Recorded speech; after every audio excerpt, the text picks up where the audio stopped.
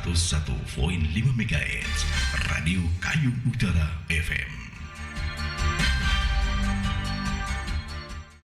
Baik, kita sambut bersama narasumber kita. Selamat pagi Bang Ridwan. Halo, selamat pagi Bang Hage. Senang rasanya bisa berjumpa kembali Bang Ridwan. Iya, minggu lalu kita ketemu, hari ini alhamdulillah bisa ketemu. Alhamdulillah ya. Nah, oke Bang Ridwan ya. Oke. Hari ini kita membahas tentang Hari Orang Utan Sedunia 2024. Dan kira-kira Hari Orang Utan Sedunia ini jatuh pada tanggal berapa dan mengapa ini perlu kita peringati atau perlu kita ingatkan kembali lah kepada masyarakat bahwa ini adalah satwa yang benar-benar dilindungi dan menjadi ikon di Kalimantan Barat, khususnya di Kayong Utara gitu Bang Ridwan. Baik, jadi Hari Orang Utan Sedunia atau biasa kita kenal dengan World Orang Utan Day itu diperingati setiap tanggal 19 Agustus. Intinya 2 hari setelah kemerdekaan negara kita lah. Nah, kenapa hal ini perlu dilakukan? Kita mengingat bahwa jumlah populasi orangutan itu sekarang semakin sedikit. Bahkan menurut IUCN itu lembaga yang memang bergerak di untuk melihat jumlah populasi itu masuk kriteria apa gitu, sedikit, banyak atau apa gitu. Jadi kalau untuk status orangutan sendiri sekarang itu critical endangered atau sangat terancam punah. Artinya situasinya itu sangat mengkhawatirkan. Jangan sampai barang ini tinggal cerita lah kayak gitu. Contohnya seperti harimau Jawa. Nah, harimau Jawa itu kan sekarang tinggal kenangan, nggak ada lagi kayak gitu. Nah, berarti hanya tinggal sebutan aja ya harimau Jawa ya? Iya. Justru satu spesies pun nggak ditemui. Iya, kalau sejauh ini sih nggak ditemukan di Pulau Jawa. Dan ya itu kan nanti ujungnya tinggal dongeng kan. Iya. Nah gitu. Makanya yang harimau di Sumatera ini walaupun kesannya itu adalah hewan buas ya, tapi itu salah satu kekayaan yang kita miliki juga di negara kita gitu. Iya. Nah, terus kenapa Hari Orangutan ini perlu dilakukan? Pertama, bahwa kita harus tahu bahwa ada 4 kera besar di dunia, Bang. Jadi 3 itu di Afrika. Nah, yang 1 itu ada di Asia. Nah, 3 ini adalah gorila, kemudian simpanse dan bonobo. Nah, itu ada di ada di negara Afrika, di benua Afrika. Nah, kemudian untuk yang 1 itu ada di Pulau Kalimantan dan Sumatera. Nah, itu orangutan. Nah, orangutan ini kita harus ingat bahwa hanya ada di Pulau Kalimantan dan Sumatera. Toh kalau seandainya nanti misalnya di kebun binatang yang ada di Jawa ada orangutan, artinya itu diambil dari yang ada di Pulau Kalimantan dan Sumatera. Nah, Pulau Kalimantan ini kan ada 2 negara ya, Borneo itu kan sebagian di Malaysia, ya. Sebagian besar punya Indonesia. Jadi itu salah satu yang kita syukuri juga, karena itu salah satu kekayaan yang kita miliki. Nah, makanya saya bilang tadi ada 4 kera besar. Nah, salah satunya ada di tempat kita sendiri. Di Malaysia ada nggak orangutan ini? Ada, itu di daerah Sarawak. Nah, itu ada. Di daerah Sarawak ada ya. Populasinya banyakan mana? Indonesia apa di Malaysia? Indonesia pasti. Lebih banyak ya? Iya. Kalau di Taman Nasional Gunung Palung itu sendiri ada pengurangan popularitas nggak? Iya. Kalau berdasarkan data itu nggak tahu ya sekarang, soalnya belum dapat informasi yang terbaru ya, rilisan datanya. Kalau menurut data tahun 2012 itu ada sekitar 2.200-an individu. Itu di Taman Nasional Gunung Palung. Itu kategorinya kecil ya? Iyalah, sedikit lah. 2.000 kecil ya? Kalau kita bandingin dengan luasnya, Taman Nasional Gunung Palung itu kan luasnya 108.000 sekian gitulah. Nah, sedangkan kalau kita bandingin dengan hanya 2.200 itu kan perbandingannya sedikit kayak gitu. Iya. Nah, terus yang kedua itu ya karena ini berada di negara kita, ini menjadi salah satu aset yang perlu kita banggakan. Ya, aset bangsa juga kan. Nah, kayak gitu. Nah, terus mengapa Hari Orangutan Sedunia perlu dilakukan? Kita mengingat bahwa orangutan ini merupakan primata yang DNA-nya itu mirip dengan manusia, yaitu 96,4%. Kalau yang paling tinggi DNA-nya mirip dengan manusia itu simpanse ya. Simpanse itu 99%. Nah, kalau orangutan 96,4%. Kalau gorila misalnya sama nggak? Itu di 94% 4 kalau tidak salah. Kalau gorila itu masih di bawah orangutan. Kadang kita suka bingung ya dengan kera besar, ya udah kayaknya untuk di Kayung Utara di Kalimantan Barat mungkin orang mengenalnya dengan orangutan mungkin ya. Ya, Tapi kalau kita nonton di film-film Iya. pasti lebih kenalnya gorila gitu. King Kong ya. Iya, ya maklum lah ya, kita kan jenis spesies ini kan memang langka. Jadi anak-anak generasi kita mungkin agak sedikit bingung nih untuk membedakan dari tipe-tipe tersebut. Ada yang gorila, orangutan dan Nah. juga lain sebagainya itu. Itu bagaimana ciri-cirinya Pak Ridwan? Mungkin boleh di-spill sedikit lah terkait ciri-ciri dan keunikannya dari masing-masing binatang ini. Oke. Mungkin sebelum kita masuk ke situ, makanya kenapa Bang Hage pernah nonton nggak film The Planet of Ya, The Planet of the Apes ya. Nah, yang terbaru kan Iya. 2024 itu.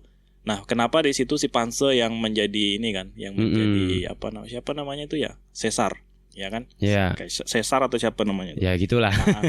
Nah, kenapa dia menjadi si Panse itu menjadi yang pemimpinnya ya? Karena Leader ya. Leadernya, itu alasannya karena DNA-nya lebih tinggi dari yang kera yang besar. Kan di situ lengkap tuh, ada orangutan juga. Kemudian ada gorila itu kan menjadi pengawalnya. Terus kemudian ada bonobo juga tuh. Iya. Bonobo.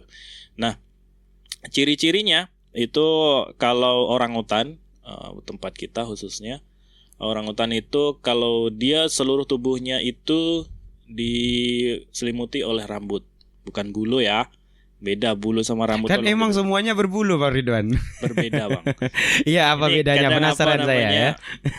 Kalau bulu Iya. itu pasti identik dengan hewan ini aves atau jenis burung-burung. Contoh kayak ayam, terus kemudian bebek. Makanya istilahnya nggak ada tuh rambut tangkis, adanya bulu tangkis. Karena memang dia diambil dari bulu kan. Iya, benar, oke. Tapi kalau kita lihat secara kasat mata memang beda kok. Kalau rambut itu kan dia langsung kulit, kemudian ada satu-satu gitu. Kalau bulu itu ada kayak istilahnya kayak tangkainya, kemudian nanti ada lagi yang ini kan. Nah, jadi itu. Jadi rambutnya itu rata-rata warnanya dari kuning, enggak kuning sih, kayak merah kecoklat-coklatan gitulah. Iya, oren-oren gelap gitu lah ya. Ya, oren betul, kuning pula. Oren-oren gelap gitu. Nah, tapi kalau kita lihat perbedaannya dengan orangutan Kalimantan dan Sumatera, kalau secara kasat mata, kalau orangutan Kalimantan itu dia warnanya lebih gelap. Dia agak oranye kegelap-gelapan. Kalau yang di Sumatera itu lebih terang. Kemudian kalau dilihat dari postur tubuhnya, berat badannya itu lebih berat yang di Kalimantan. Lebih garang berarti ya. Iya, garang juga sih. Soalnya menurut penelitian, kekuatan orangutan jantan itu bisa 7 sampai 10 kali lipat dari orang dewasa. Aduh. Nah, kita bisa bayangin ya lumayan. Kalau kita ketemu mending kita diem atau kita lari ngibrit Bang Ridwan. Lari lah. Sebenarnya ada ininya Bang, ini juga informasi buat teman-teman nanti yang ada di luar. Jadi orangutan jantan itu memiliki 2 suara. Pertama itu suara longkol. Longkol itu suara panjang ya. Iya. Itu susah juga sih saya mau nirukan suaranya. jangan ya. Nanti kita dikira ada satwa di sini. Ya, suaranya itu seperti ini. Mungkin Bang Hage pernah kalau pagi-pagi dengan suara kelempiau. Iya, pernah. Suara panjang. Iya, di sini masih pernah. Tapi dia lebih lebih gede lagi suaranya. Nah, itu kalau dia membunyikan itu artinya itu menandakan bahwa pertama itu untuk menandakan kalau itu wilayah dia. Nah, jadi artinya kalau ada suara itu biasanya orangutan lain itu lebih memilih menghindar. Nah, kemudian yang kedua itu biasanya juga untuk menarik perhatian si betina. Nah, kan mereka hidup nggak berkelompok ya? Nggak, dia secara per individu ya? Ya, dia itu sifatnya soliter atau hidupnya sendiri-sendiri. Nah, itu yang kedua namanya, kalau kami di penelitian dikasih nama kiss quick namanya. Kayak kita kalau Bang Hage masa kecil pernah main plastik yang dimut dalam bibir yang bunyi, nah gitu. Nah, kalau orangutan bunyi seperti itu menandakan bahwa orangutan itu ngasih kode kalau dia terasa terganggu. Kalau misalnya teman-teman ketemu orangutan bunyi seperti itu, artinya lebih baik menghindar. Jangan sampai didekati atau malah ngajak selfie ya. Waduh, bahaya itu. Nah, lebih baik tapi dia tidak langsung, orangutan itu nggak agresif ya Bang. Jadi dia agresif kalau memang dah terancam. Dia ngasih kode dulu. Pertama bunyi itu, yang kedua biasanya dia melemparkan sesuatu, entah kayu atau ranting. Itu ibaratnya untuk ngusir kita gitu, Pak. Dia itu sifatnya sebenarnya pemalu. Nah itu ya, kalau orangutan. Terus apa lagi tadi? Bonobo ya? Iya, bonobo. Bonobo itu dia besar, warnanya itu hitam. Lebih hitam? Ya. Lebih gelap Hitam berarti? Hitam semua. Kalau gorila pasti lebih sering dilihat karena film King Ya, Kong itu kan. banyak sekali. Saya pikir tahulah teman-teman. Soalnya saya kalau ke anak-anak sekolah itu ke SD, dia udah paham, oh ini gorila namanya, udah ngerti dah. Tapi mereka lempunya bukan gorila tapi King Kong. Iya. Nah, padahal salah, sebenarnya tuh dia gorila karena main film dikasih nama King Kong. Nama bekennya lah ya. Terus kemudian simpanse ya. Simpanse kalau kita lihat ya warnanya agak lebih hitam sih. Terus dia ukuran tubuhnya juga kayaknya lebih kecil dari orangutan. Kalau orangutan Kalimantan itu yang jantan itu beratnya bisa sampai 160 kilo. Berat juga ya. Ya, tingginya sekitar 1,8. Kalau saya cuma 160. Kalah dong kita ya. Ya iya. Itu tinggi banget. Ngeri ya. Masa hidup mereka itu berapa puluh tahun, Mas Ridwan? Kalau yang masa hidupnya untuk yang liar, yang maksudnya ya di alam liar gitu, itu biasa sampai 30-an tahun. Tapi kalau yang di penangkaran kan karena asupan makanan cukup, itu bisa sampai 60-an tahun. Yang kan tadi DNA-nya mirip, jadi masa hidupnya juga mirip juga. Ada nggak, penasaran saya, ada nggak yang dikelola oleh komunitas tertentu? Ini kan masa hidupnya hanya 30 tahun, berarti nggak lama-lama banget kan? Ada nggak dilakukan penangkaran terus dilakukan populasi untuk mereka agar terus keberlangsungan populasi mereka itu agar terus ada gitu? Nah, kalau di Kayong Utara, kalau di Kalimantan Barat itu ada 2 tempat.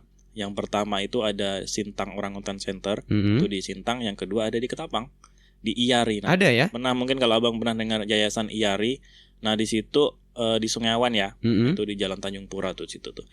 Nah di situ dia bukan untuk ini ya, bukan penangkaran untuk memang kayak melihara, bukan. Yeah. Jadi kalau memang ada konflik dengan masyarakat atau pernah dipelihara orang, kemudian direscue, nah itu dibawa ke IAR. Dibawa ke IAR itu diapain? Dia diajarkan.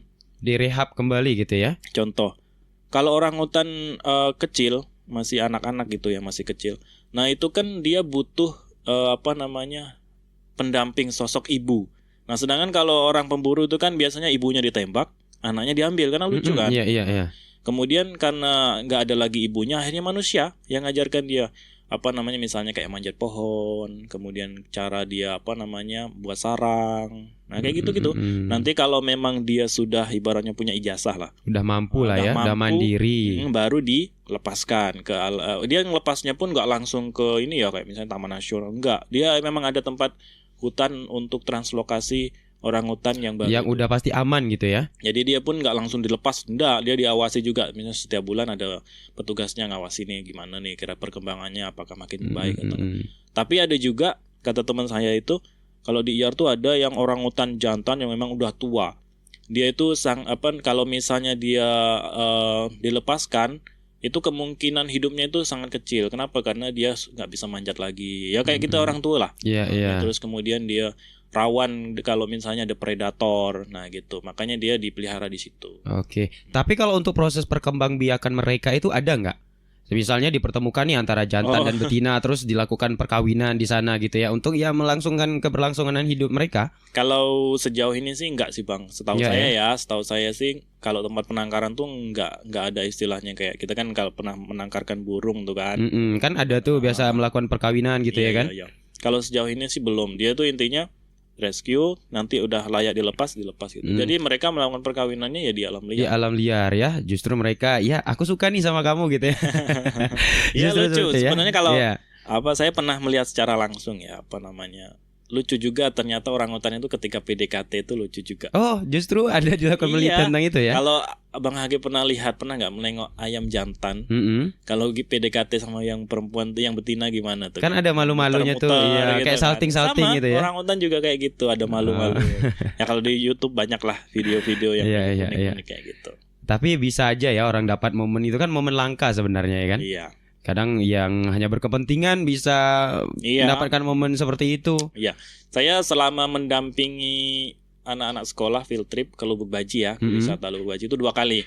Alhamdulillah pertama itu tahun 2021 kalau nggak salah, itu dampingi SMK dari Ketapang. Nah yang terakhir kemarin dari SMA 3 Simpang Hilir di bulan tahun lalu. Tahun lalu ketemu dan keberuntungan juga mereka bisa melihat orangutan jantan lagi makan buah durian waktu itu. Mereka suka dengan durian ya? Suka semua. Bedanya dengan beruk apa, beruk? Kalau beruk, nah ini sebelum masuk ke sana nih, biar nggak keliru. Bang Haki tahu nggak perbedaan kera dengan monyet apa? Kera itu yang ekornya pendek. Kalau monyet ekornya agak panjang. Oke, siap. Nah, jadi saya jelaskan. Sebenarnya secara umum ada 3 perbedaan kera dengan monyet. Yang pertama, kalau kera badannya, postur tubuhnya itu relatif lebih besar daripada monyet. Oke. Kedua, karena badannya besar otomatis volume otaknya orangutan kera itu lebih besar daripada monyet. Nah, yang paling gampang, kera itu tidak punya ekor, kalau monyet punya ekor. Oh, justru nggak punya ekor ya? Biarpun dia ekornya pendek panjang itu masuk jenis monyet. Contoh beruk tadi ya. Nah, kan beruk besar ya? Beruk gede. Makanya saya tadi bilang relatif lebih besar. Artinya secara garis besar bahwa kera itu lebih besar daripada monyet. Itu loh maksud saya. Nah, kalau beruk itu punya ekor nggak sih? Punya nggak ya? Saya nggak pernah jumpa juga itu. Kalau beruk itu punya ekor Bang, tapi pendek ekornya, paling sekitar 5 cm atau 7 cm gitulah. Tapi itu masuk monyet karena gimana pun dia punya ekor. Contoh lainnya misalnya Klasi, melutung merah. Nah, bekantan mungkin pernah lihat Bang Haki yang hidungnya mancung tuh. Iya. Kalau yang kera kecil itu si kelempiau yang biasa bunyi pagi. Ya, itu yang sering bunyi tuh. Itu kan nggak punya ekor. Nah, itu masuk jenis kera, tapi kera kecil dia gitu. Oh, berarti bukan dari size tubuhnya ya? Bukan. Yang penting ada ekor atau enggak, itu mah. Ya, jadi kalau kita nengok lo belakang nih ada ekor atau enggak. Nah, kalau kenapa kita selalu dikait-kaitkan kita bahasa dari kera? Ya mungkin secara morfologi itu salah satunya bisa dijadikan acuan mereka ya, teori Darwin ya. Iya, teori Darwin. Kita kan nggak punya ekor kayak gitu, walaupun sebenarnya kita punya tulang ekor ya. Iya. Tapi kan secara kasat mata kita nggak punya ekor kayak gitu. Orangutan itu kan masuk jenis primata ya. Nah, primata itu kalau kita lihat ciri-cirinya, dia misalnya jarinya itu dia memiliki 5 jari dengan arah ibu jari yang berbeda. Artinya dia jarinya itu sama dengan manusia, ada 5. Lain kalau kita lihat kayak ayam, apa itu kan lain tuh, jarinya cuma 3 biasanya ya. Terus postur tubuhnya juga tegak. Terus posisi matanya itu menghadap ke depan. Contohnya kalau ayam kan di samping, biawak apa tuh. Nah, kalau mereka itu posisi matanya menghadap ke depan. Nah, itu makanya kenapa tadi saya bilang DNA-nya itu mirip dengan manusia. Saya salah dengar itu yang topeng monyet tuh ya. Itu kan orang tuh sering bilang kera, padahal dia tuh sebenarnya monyet ekor panjang nama ininya, bahasa Indonesianya makaka. Itu kadang yang sering dijadikan manusia untuk hiburan ya, yang topeng monyet. Nah, kasihan sebenarnya sih, walaupun mereka statusnya saat ini belum dilindungi, tapi ya secara ini manusianya kita kayak, kalau itu terus berlangsung ya kan, bakalan punah juga populasinya ya Bang Ridwan ya. Mungkin bisa dijelaskan lagi Bang Ridwan bagaimana kondisi orangutan pada saat ini, kenapa bisa terjadi hal-hal seperti itu? Baik, jadi seperti yang saya jelaskan pertama tadi bahwa populasi orangutan itu sekarang statusnya critical endangered atau sangat terancam punah. Nah, sebenarnya kalau kasus orangutan saat ini berbeda dengan zaman dulu ya, zaman kayu lah ibaratnya, tahun 2004 ke bawah itu kan. Nah, sekarang yang sering menjadi ancaman mereka itu sebenarnya tempat tinggalnya Bang, atau habitatnya gitu. Karena habitat mereka itu kan sekarang dibabat untuk kayak tambang, kemudian perusahaan sawit yang besar-besaran, kemudian kayak tambang emas, kebakaran juga ya. Iya, kebakaran juga termasuk menjadi ya. salah satu pemicu populasi orangutan itu berkurang kayak gitu. Jadi kalau kondisinya sekarang kalau diburu itu sangat jarang ya.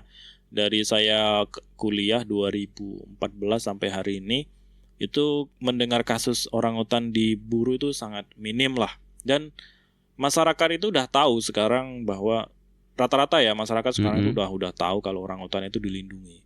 Mereka juga takut nih kalau seandainya ketahuan memburu atau memelihara itu takut mereka. Bisa dipidana ya? Ya.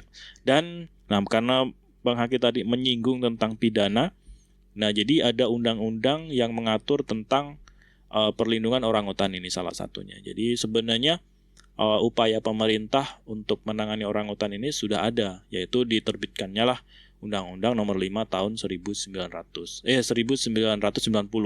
Nah, itu bunyinya kalau barang siapa yang sengaja membunuh, kemudian melukai, memburu, memperjualbelikan, kemudian memakai, mengkonsumsi jenis-jenis hewan yang dilindungi dalam keadaan hidup dan mati, itu akan dikenakan pidana berupa penjara itu maksimal 5 tahun dan dendanya sebesar 100 juta rupiah.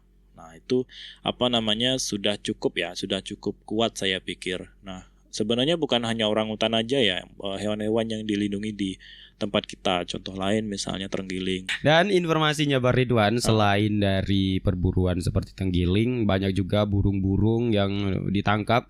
Bahkan pelakunya itu dari warga negara asing. Ya, sempat kemarin juga ada saya dapat baca berita ya. Itu ada beberapa jenis hewan, cuman saya nggak tahu ya jenis hewannya apa, cuma bacanya juga sekilas-sekilas. Ada penyelundupan itu orang asing dan itu ketahuan ya di bandara dan akhirnya diambil kayak gitu. Dulu kalau kasus yang dulu itu di ini ya, orang Rusia kalau nggak salah. Rusia menyelundupkan orangutan di di dalam box gitu. Dalam box anak orangutan dimasukin, kemudian di Bandara Bali, kemudian ketahuan akhirnya diambil, ditangkap juga mana orangnya. Diproses pidana lah ya. Ya, itu bisa juga dilakukan pendeportasian biasanya tuh ya oleh pihak imigrasi bandara biasanya tuh ya.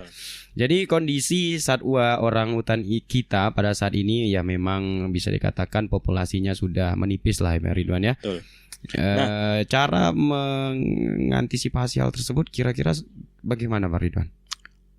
Ya sebenarnya ini ya memang harus dikuatkan di ininya ya, di hukumnya lah. Karena dari pemerintahnya ya, karena mereka yang punya kebijakan. Kalau Yayasan Palung ini kan nggak ada kebijakan untuk mengambil tindakan itu gitu. Yang punya hak itu dalam hal ini ya BKSDA, karena mereka memang menangani di bidang ini kayak gitu. Dikuatkan itu. Kemudian yang kedua perlu adanya sosialisasi lah dengan masyarakat. Sebenarnya masyarakat sudah tahu sih sebenarnya. Ya, karena sudah tahu ya.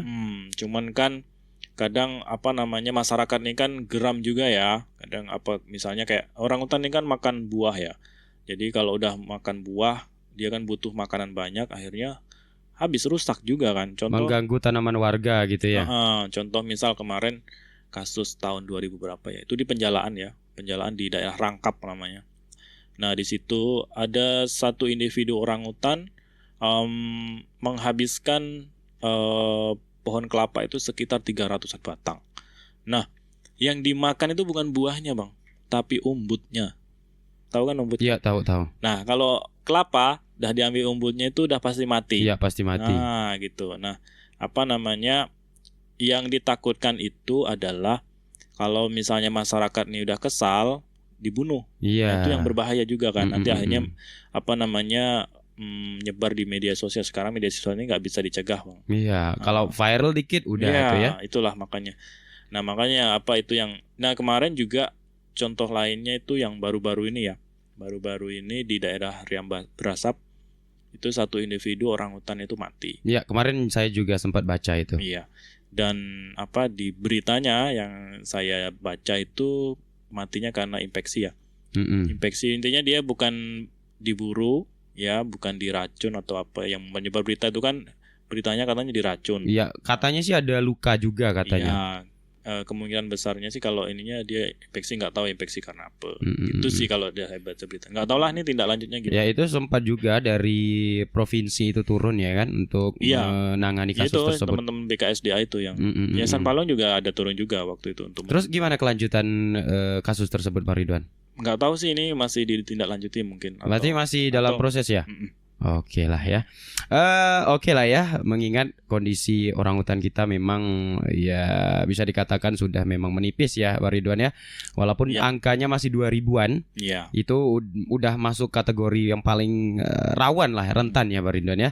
Ya masyarakat pun ungkap Bang Ridwan juga udah tahu lah bahwa Mm-mm. orangutan ini memang Dilindungi dilindungi. ya, mereka rata-rata udah tahu. Udah pasti ini jangan sampai diburu, apalagi sampai dirusak gitu ya Pak Ridwan ya. Tapi yang menjadi masalah tadi tuh Pak Ridwan katakan konflik dengan manusia. Iya. Ini gimana nih ceritanya nih? Kalau contoh kasus orangutan berkonflik dengan manusia itu sekarang juga minim ya. Tapi sempat juga terjadi itu awal tahun ini kalau nggak salah, itu di daerah Pelang di Ketapang. Nah itu ada satu individu orangutan yang mencakar manusia. Kalau saya baca beritanya juga itu makanya kan saya tadi jelaskan pertama itu sebenarnya orangutan itu nggak agresif, dia lebih memilih menghindar. Cuman setelah setelah ditindaklanjuti kayak mereka ini sama-sama ini kaget gitu. Jadi katanya itu ada pohon sawit. Nah, orangutan ini berada di balik pohon sawit itu. Oh, nggak ketahuan. Nah, terus si bapak itu kan kemudian dia itu bawa motor. Nah, bawa motor turun, ya sama-sama kaget Ya, gitu panik kan. lah ya. Ya sama-sama panik. Ya udah akhirnya dia mungkin dia merasa terancam, akhirnya diserang. Kalau saya lihat di fotonya itu yang kena itu bagian kaki kalau nggak salah yang paling parah tuh. Orangutannya? Bukan, orangnya yang di orang Pelang. Orangutannya hilang sampai hari ini nggak ketemu. Ya alhamdulillahnya nggak sampai parah ya. Kan waktu itu ngerisih juga kalau parah, orangutan kan kuat kan tenaganya. Dia menghindar. Iya. Kemungkinan sih orangutannya jantan. Karena kalau dilanjutkan itu bisa berbahaya juga ya untuk manusianya ya. Iyalah, pastilah. Nah, tadi kan saya bilang kekuatannya 7 sampai 10 kali lipat. Berarti ya alhamdulillahnya orangutannya enggak. Iya, lebih mengalah dia ya. Akhirnya dia menghindar kayak gitu. Ya, itu salah satu konflik orangutan dengan manusia yang tahun-tahun ini yang baru-baru ini terjadi ya. Kayak gitu. Sebelum-sebelumnya ada nggak kejadian yang sampai ya kategori parah lah, garis merah gitu? Kalau sepengetahuan saya kalau sampai manusia sampai parah sih nggak ada sih. Cuman kalau orangutan yang mati, contoh tadi yang di Riam Berasap, kemudian satu itu di daerah Simpang Hilir, sempat juga dia itu terjerat bekas jeratan babi. Tapi dia nggak mati, cuman tangannya hampir putus orangutannya. Kemudian direscue, dibawa ke IAR untuk ditindaklanjuti lah kayak gitu. Sampai putus, hampir putus ya? Hampir. Kan jeratan babi itu kan kuat. Berarti kuat banget. Karena orangutan itu kan walaupun sebenarnya sebagian besar dia hidupnya di atas pohon, cuman kan kalau seandainya dia melihat buah di bawah itu pasti turun juga. Kan jeratan babi itu kan rata-rata di bawah kan. Iya. Nah, kemudian turun ke bawah kena jeratan babi juga dia. Ya, itulah sedikit konflik dengan manusia yang Pak Ridwan ya. Yang nggak terlalu rawan. Kalau sekarang sebenarnya yang konflik terbesarnya itu ya habitat itu. Melawan ini ya, tempat tinggalnya itu. Ya sebenarnya orangutan itu kenapa kayak di Riam Berasap dia sering muncul ya bisa jadi salah satunya ya habitatnya terganggu ya. Iya. Akhirnya dia turun ke kebun masyarakat, ya nemu buah yang ada di masyarakat kayak nanas ya udah itu yang dimakan. Kadang sempat ketahuan warga nggak gitu ya. Mereka kan ya hidup habitatnya pasti masuk ke dalam hutan yang paling dalam gitu ya kan. Iya. Tapi kadang ada juga yang mereka nakal gitu ya kan, turun ke peternakan ataupun sawah-sawah ataupun tanaman-tanaman warga gitu ya kan, sempat nakal lah karena habitatnya tadi terganggu. Kasus seperti itu pernah nggak terjadi? Pernah, itu pernah terjadi kemarin di daerah mana ya saya lupa. Jadi dia itu turun ke kebun karet ya. Kebun karet, orang itu kan noreh getah tuh. Jadi karena udah melihat orangutan, jadi mereka takut. Berapa hari itu katanya nggak berani noreh. Nggak berani ya? Karena ada orangutan itu. Biasa kan noreh itu subuh-subuh hari itu. Iya, itulah makanya dia nggak berani. Takutnya ada orangutan itu gitu. Dan masyarakat tuh juga ketika misalnya ke kebun masyarakat, kemudian dimakan buah-buahnya atau apanya, sayur-sayurnya misalnya kan. Itu pun manusia tuh nggak langsung diburu atau ditembak, enggak. Dia ya udahlah, yang udah dihancurkan sama orangutan ya udah gitu. Dia nggak mau nggak ambil pusing, cuman ya berharap ada tindakan dari pihak yang berwenang kayak gitu. Mohonlah segera ini dilarikan gitu bahasanya. Nah kayak gitu. Takutnya itu tadi, kalau masyarakat udah jengkel, udah tembak, itu masuk yang media sosial, bahaya kan. Nah gitu. Ya sebelum terjadi konflik yang begitu besar lah ya. Jadi yang berkepentingan lah yang harus turun tangan terlebih dahulu. Iya. Masyarakat juga sebenarnya selama ini udah tahu kok. Iya, paham ya, pasti semuanya udah paham Dia lah ya. takut juga kan kalau di penjara. Jangankan sampai orang hutan, kayaknya sama beruk aja orang takut lah. Beruk tuh cukup agresif loh Pak Ridwan. Iya, dia hewan yang nakal juga. Beruk tuh yang biasa suka makan ini kan, durian. Tanaman durian paling kalau sering. Di kampung kami tuh makan padi. Padi itu habis dipanen sama mereka duluan. Kalau di perkebunan saya, mereka itu nakalnya adalah buah yang masih muda, itu habis diturunkan, jatuh, nggak dimakan. Di pohon durian ya? Iya, nggak dimakan, nggak diapa-apain, cuma dinakalin aja, dipotek-potek satu-satu kan, diturunin. Makanya masyarakat yang punya kebun durian itu biasa dipasang seng ya di bagian batang. Iya, benar. Ternyata tujuannya itu salah satunya biar nggak bisa dipanjat. Iya, tapi ya gimana? Ya kita hanya musiman, mereka memang udah hidupnya di situ kan. Betul. Ya udahlah, anggap ya itu bagi rezeki dengan. Iya, bagi rezeki ya. Oke, Pak Ridwan ya. Ya gitulah ya, sedikit konflik antara kita dan mereka. Ya itu hanya cerita kecil lah ya di kehidupan ini, satwa liar dengan kita yang memang punya sikap yang lebih baik lah ya. Iya. Harusnya kita lebih bijak lagi untuk mengantisipasi hal-hal seperti ini. Jangan mudah emosi, jangan mudah gegabah juga betul. Ya. Oke, Pak Ridwan, mengingat waktu juga udah hampir mau selesai kan. Kira-kira nih ya, mengingat di tanggal 19 Agustus nanti memperingati Hari Orangutan Sedunia, mungkin ada kegiatan apa nanti nih? Boleh di-spill-kan kepada kita, mungkin ada event besar atau bahkan bisa mengundang masyarakat luas untuk berpartisipasi mungkin. Silahkan Pak Ridwan. Baik, jadi Yayasan Palung itu tidak pernah bosan-bosan untuk memberi atau menyadarkan masyarakat terkait pentingnya lingkungan. Nah, kenapa Yayasan Palung selalu menggembar-gemborkan ayo lindungi orangutan? Karena orangutan ini sebenarnya memiliki peran yang penting juga untuk keberlangsungan hidup kita gitu. Jadi orangutan itu disebut sebagai si petani hutan atau dia memang menyebarkan biji-bijian yang memang dari sisa-sisa makanannya. Iya, yang jatuh ya. Ya. Kemudian ya apa manfaatnya? Ya kan namanya nanti jadi pohon baru, kemudian pohonnya kan bermanfaat untuk kita. Terutama untuk kita bernapas melalui proses itu kan, yang fotosintesis itu. Kayak gitu. Nah, kemudian kalau dulu kami berkegiatan kayak Hari Orangutan Sedunia ini, biasanya kita diskusi ke masyarakat. Bahwa orangutan ini hewan dilindungi. Tapi seiring berjalannya waktu, media juga ya. Jadi sekarang perilaku masyarakat itu sebenarnya udah tahu, udah paham bahwa orangutan ini udah dilindungi. Bahkan mereka ketika kita ngasih itu, kayak mereka udah paham, mereka itu lebih pengennya itu dapat solusi. Kayak misalnya kalau ada ini gimana solusinya apa gitu. Nah, kayak kami kan hanya bisa menampung. Yayasan Palung hanya bisa nggak bisa ngambil tindakan gitu. Yang bisa ngambil tindakan yang pihak yang berwajib, yang berwenang kayak gitu. Nah, jadi sekarang karena kami program pendidikan lingkungan, jadi kita lebih memberikan pengetahuan ke anak-anak sekolah. Jadi tahun ini kemarin ya, tanggal 14 ya kemarin. 14 itu kegiatan Hari Orangutan Sedunia itu dilakukan di SD 19 Pampang. Itu anak komunitas Bentangor Kids, anak-anak kecil dari SD itu. Mereka belajar mengenal hewan-hewan yang dilindungi. Nanti ya ada lomba kayak gitulah. Misalnya kemarin saya nggak ikut karena yang ikut itu anak-anak relawan Rebung sama Bang Simon. Nah, tapi yang event agak besar itu nanti rencananya minggu depan ini kita lakukan di daerah Desa Sungai Keli di Nangatayap.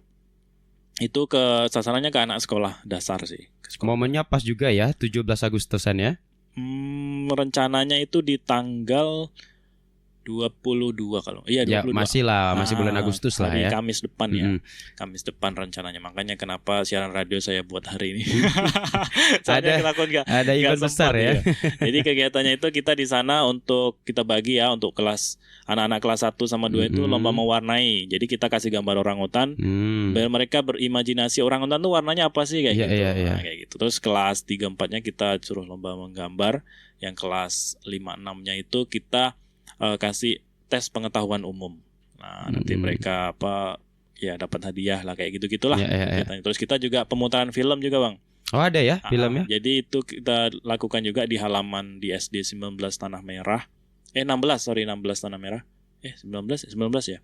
Nah, kita putar film kayak layar lebar. Jadi memorial zaman-zaman dulu lah. Apa tuh filmnya, tentang apa?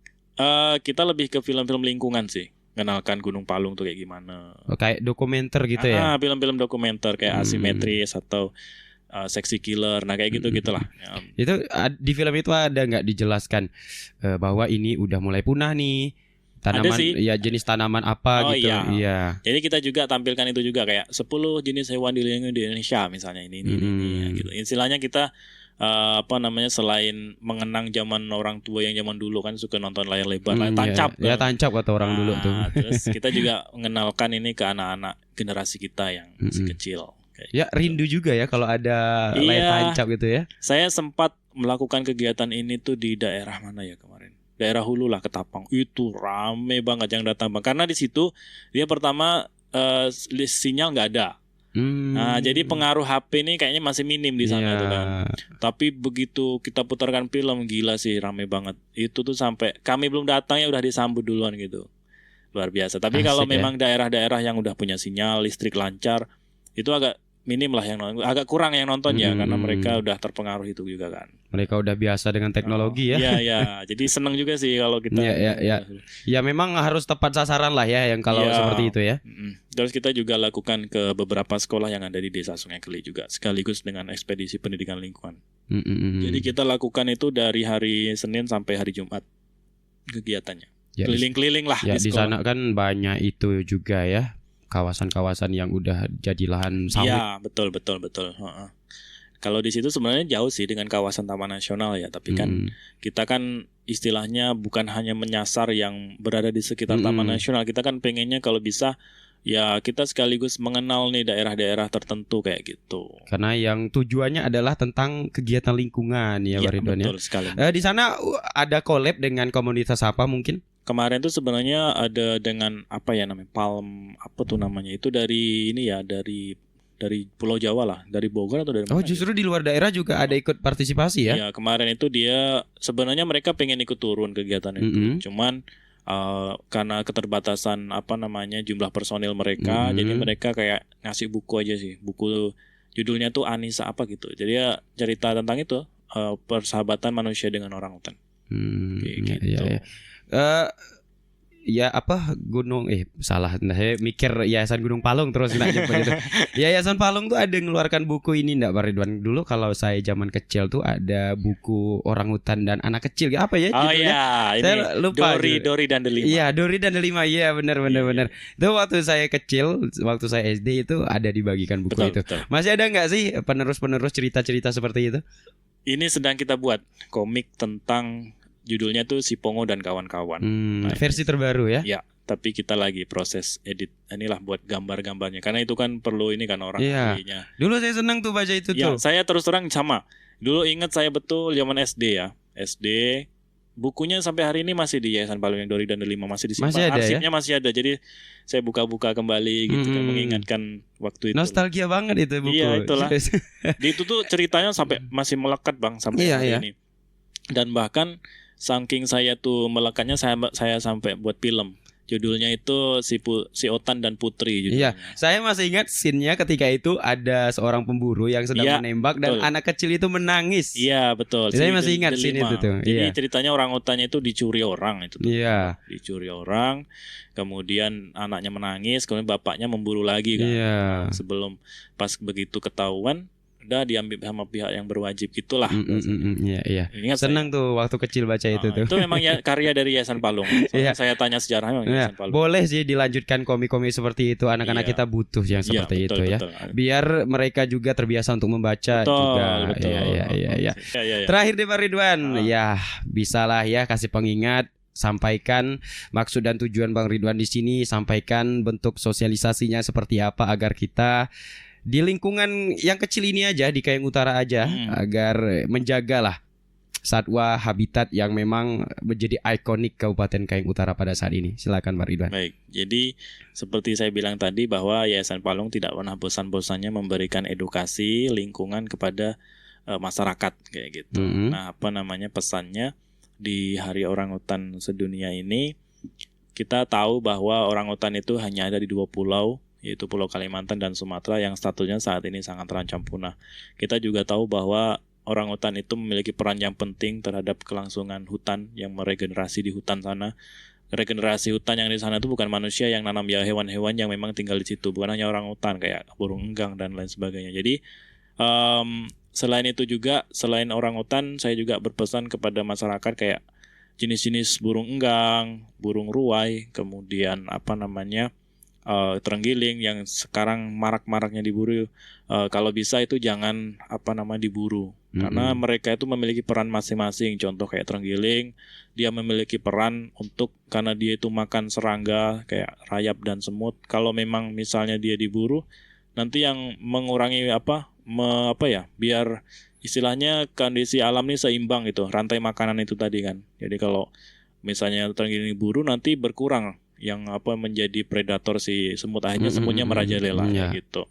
Nah, jadi pesannya kita jaga sama-sama lah lingkungan kita ini, terutama di Kayong Utara yang memang saya akui memang khususnya di Sukadana karena dia punya taman nasional, punya beberapa jenis pantai. Nah, itu sangat indah banget ya. Kalau kita lihat, ayo kita jaga sama-sama lah, nggak usah dirusak, kita jaga lingkungan.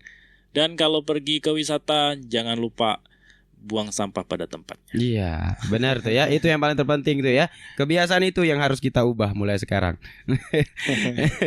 Jangan ya udah ada kaca mobil terbuka lebar melempar aja gitu ya kan. Itu kadang garam juga sih. Ya mulai dari diri sendirilah ya. Kita belum tentu bisa membuat orang lain berubah, tapi kita bisa merubah diri kita sendiri. Ya. Oke.